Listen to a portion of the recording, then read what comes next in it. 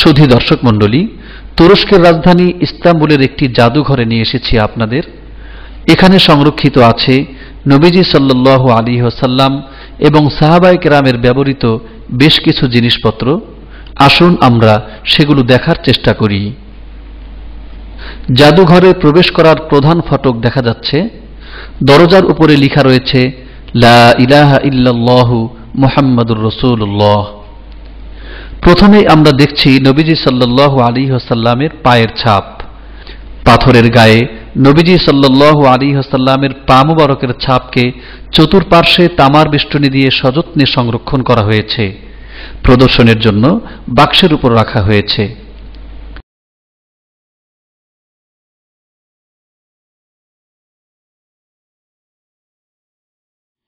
কিছু কাচের পাত্র দেখা যাচ্ছে।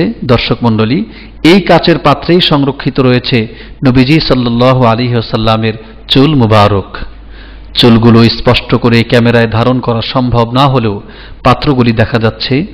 সেগুলোতে হুজুর সাল্লাল্লাহু আলাইহি ওয়াসাল্লামের চুল মুবারক বিদ্যমান রয়েছে। সে চুল পবিত্র দাড়ি মুবারক থেকেও হতে পারে অথবা মাথার চুল থেকেও হতে পারে। এখন দেখা যাচ্ছে হুজুর আকরাম সাল্লাল্লাহু আলাইহি ওয়াসাল্লামের পক্ষ থেকে লেখা একটি চিঠি। এই চামড়ার উপর নবী আকরাম সাল্লাল্লাহু আলাইহি ওয়াসাল্লাম চিঠিটি লিখিয়েছিলেন। সেটা এই ইস্তাম্বুলের জাদুঘরে আজ সংরক্ষিত আছে। মিশরের জনৈক খ্রিস্টান বাদশার কাছে তিনি এই চিঠি লিখেছিলেন। সুন্দর বাক্সের বেষ্টনীতে সযত্নে সংরক্ষিত দেখা যাচ্ছে চিঠিটিকে। এটা হলো হুজুর সাল্লাল্লাহু আলাইহি ওয়াসাল্লামের ব্যবহৃত সিল। এই সিল তিনি চিঠিপত্র ও চুক্তিনামায় ব্যবহার করতেন।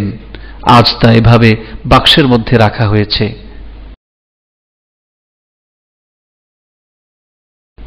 দর্শক মণ্ডলী, স্বর্ণের কারুকার্য করা যে সুন্দর বাক্সটি দেখছেন, এই বাক্সের মাঝেই রক্ষিত আছে উহুদের ময়দানে শহীদ হওয়া নবীজি সাল্লাল্লাহু আলাইহি ওয়াসাল্লামের সেই দুটি দন্দন মুবারক।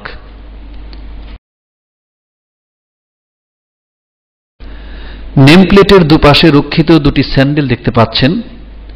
এ দুটি স্যান্ডেল পরম দয়ালু নবী সাল্লাল্লাহু আলাইহি ওয়াসাল্লামের পদস্পর্শে ধন্য হয়েছে। নবীজি সাল্লাল্লাহু আলাইহি ওয়াসাল্লাম স্যান্ডেল দুটি ব্যবহার করেছিলেন। যে ফ্রেমটি আপনারা দেখছেন, এটা হজরে আসওয়াদ অর্থাৎ কালো পাথরের ফ্রেম। এটার চতুর্পার্শ্ব স্বর্ণ দিয়ে মোড়ানো। এর মাঝেই হজরে আসওয়াদকে লাগিয়ে বাইতুল্লাহর কোণায় স্থাপন করা হতো। তৎকালীন সময়ে এই স্বর্ণ দিয়ে মোড়ানো ফ্রেমেই হজরে আসওয়াদ লাগানো ছিল। বর্তমান হজরে আসওয়াদ যে ফ্রেমে লাগানো আছে সেটা অবশ্য রূপো দিয়ে তৈরি। স্বর্ণের পুরনো ফ্রেমটিকে এখানে সংরক্ষণ করা হয়েছে। সম্মানিত দর্শক মণ্ডলী, বাঁকা মতো যে বস্তুটি আপনারা দেখতে পাচ্ছেন, এটা হুজুর পাক সাল্লাল্লাহু আলাইহি ওয়াসাল্লামের ব্যবহৃত ধনুক। তার নিজ হাতের ব্যবহৃত এই ধনুকটি আজ এখানে সংরক্ষিত আছে। এখন দেখছেন হুজুর সাল্লাল্লাহু আলাইহি ওয়াসাল্লামের ব্যবহৃত তরবারি জুলফিকার। যে জুলফিকারের নাম শুনে অত্যাচারী রাজা বাদশাহ সহ সকল সন্ত্রাসী আতঙ্কে কেঁপে উঠত, মহানবী সাল্লাল্লাহু আলাইহি ওয়াসাল্লামের পবিত্র হস্ত মুবারকের শোভা পাওয়া ন্যায়ের প্রতীক এই সেই জুলফিকার। যে জুলফিকারকে নিয়ে যুগে যুগে কবিরা লিখেছে কাব্যধারা, সাহিত্যিকদের সাহিত্য হয়েছে শানিত, শয়তানি চক্রের অন্তরাত্মা আজও কেঁপে ওঠে যার নাম শুনে, এটাই হলো সেই জুলফিকার। পরবর্তীতে হুজুর সাল্লাল্লাহু আলাইহি ওয়াসাল্লাম এই জুলফিকার তরবারিকে হযরত আলী আল মুর্তাজা রাদিয়াল্লাহু তাআলা আনহুকে দান করেছিলেন। আজ সেই জুলফিকার স্বর্ণের কারুকার্যমণ্ডিত কোষে আবদ্ধ অবস্থায় দেখতে পাচ্ছেন। এটা এখন সংরক্ষিত আছে এই ইস্তাম্বুল জাদুঘরে। দর্শক মণ্ডলী, যে দুটি তরবারি এখন দেখতে পাচ্ছেন, তার মাঝে বড় ও চওড়া তরবারিটি ব্যবহার করতেন হযরত আলী রাদিয়াল্লাহু তাআলা আনহু, আর পাশের চিকন তরবারিটি ব্যবহার করতেন হযরত উসমান বিন আফফান যিন্নুরাইন রাদিয়াল্লাহু আনহু। উভয়েই হুজুর সাল্লাল্লাহু আলাইহি ওয়াসাল্লামের জামাতা ছিলেন এবং তৃতীয় ও চতুর্থ খলিফা ছিলেন তারা।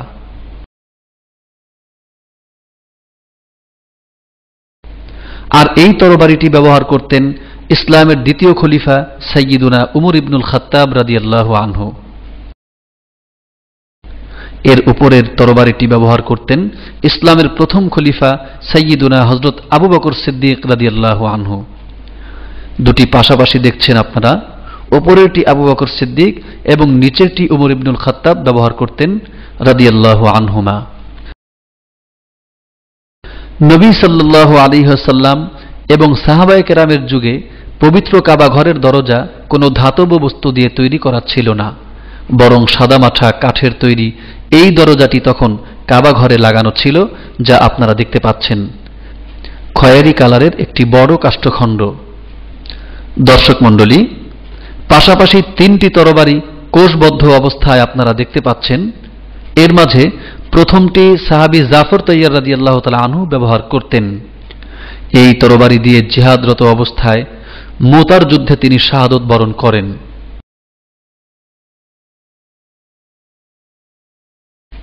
পরের দুইটি তরবারি নবীজি সাল্লাল্লাহু আলাইহি ওয়াসাল্লামের আদরের দুই নাতি সাইয়্যিদুনা হযরত হাসান ও হুসাইন রাদিয়াল্লাহু আনহুমা ব্যবহার করতেন।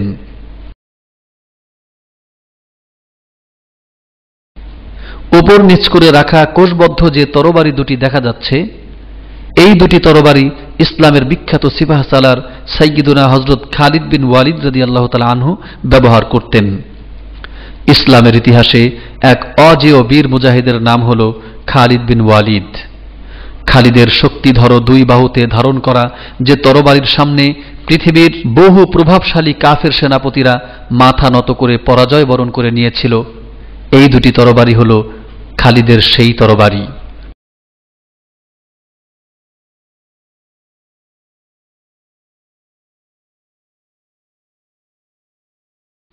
দাঁড় করে রাখা আরো কিছু তরবারি আপনারা দেখছেন, এগুলো সাহাবায়ে কেরামের ব্যবহৃত তরবারি।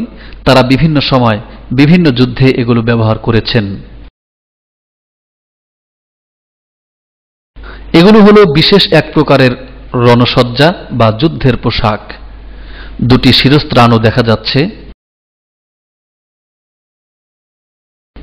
হুজুর সাল্লাল্লাহু আলাইহি ওয়াসাল্লামের ব্যবহার করা পাগড়ি এটা। আজ থেকে 1400 বছর পূর্বে এই পাগড়িটি হুজুর সাল্লাল্লাহু আলাইহি ওয়াসাল্লামের পবিত্র মাথা মোবারকে শোভা পেত। তিনি কয়েক ধরনের পাগড়ি ব্যবহার করতেন, সেগুলোর মধ্যে এটাও একটি। কালো মতো চামড়ার একটি আস্তিন দেখতে পাচ্ছেন আপনারা। মূলত এটা হুজুর সাল্লাল্লাহু আলাইহি ওয়াসাল্লামের পক্ষ থেকে মুলকে সাবা তথা ইয়ামানের গভর্নরকে উদ্দেশ্য করে লেখা একটি চিঠি।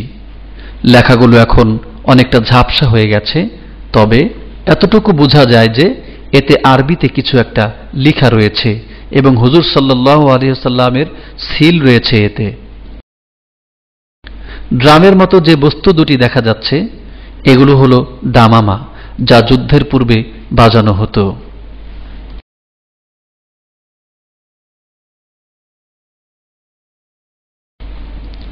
দর্শক মণ্ডলী, এতক্ষণ ধরে আমরা তুরস্কের রাজধানী ইস্তাম্বুলের এই জাদুঘরে রাসূল সাল্লাল্লাহু আলাইহি ওয়াসাল্লাম এবং সাহাবায়ে কেরামের ব্যবহৃত বিভিন্ন জিনিসপত্র দেখতে পেলাম। এই তুরস্ক বা অটোমান সাম্রাজ্য দীর্ঘ 700 বছর সৌদি আরব শাসন করেছে, ফলে তাদের পক্ষে সম্ভব হয়েছিল এই সব দুর্লভ জিনিসপত্র সংগ্রহ করে এভাবে হেফাজত করা, যা থেকে বেশ কিছু জিনিসপত্র আমরা দেখতে পেলাম। পৃথিবী জুড়ে ওই সবুজ প্রকৃতিতে দেখি তব ছবি হে রাসূল।